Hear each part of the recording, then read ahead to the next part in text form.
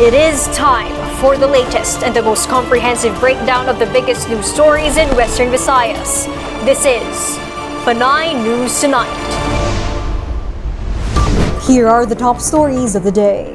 The 3-day local absentee voting in Western Visayas has begun today, April 27.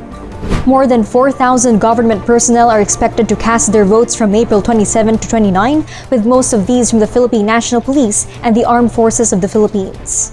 Absentee voters also include personnel of the Bureau of Fire Protection, the Philippine Coast Guard, and the Commission on Elections. Journalists and other media personnel will also be included, even those working for private companies. Local absentee voters are made to cast their ballots early in order for them to perform their duties during the election proper on May 9. They can only vote for candidates and party lists in national positions. 1 vote each for president and vice president, 12 senators, and 1 party list group.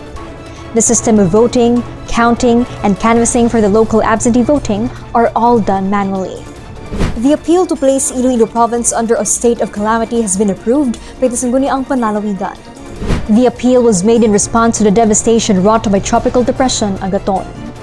With the declaration, the SP gave the go signal to utilize the 65.9 million peso Provincial Disaster Risk Reduction Management Fund.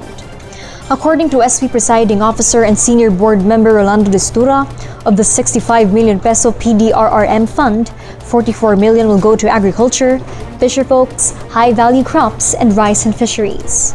He added that families in over 1,100 damaged houses will also receive 10,000 pesos in assistance each. Provincial Administrator Dennis Ventilacion said the provision of assistance will be carried out once the election ban is lifted.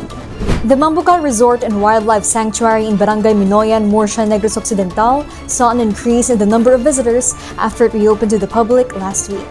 The provincial capital-run resort recorded around 100 visitors from April 20 onwards and nearly reached 300 last Sunday, April 24, according to Provincial Administrator Rayfrando Diaz. Diaz said they are still adopting the old rates at both the entrance and facilities. Although all visits are currently limited to day tours, Diaz affirmed that they will begin allowing overnight stays by May 1. The resort also previously reopened in December last year, but was closed again after 2 weeks during the onslaught of Super Typhoon Odette in Negros Occidental.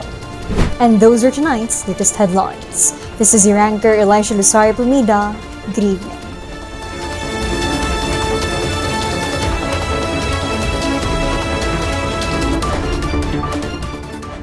For more stories, check our website, www.panaynews.net.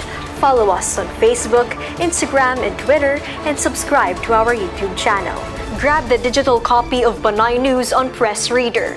Read Panay News via the Inquirer Plus app and avail a free 30-day trial. Join Panay News community on Viber. Don't forget to always wear your face masks and face shields, sanitize your hands, and observe proper physical distancing.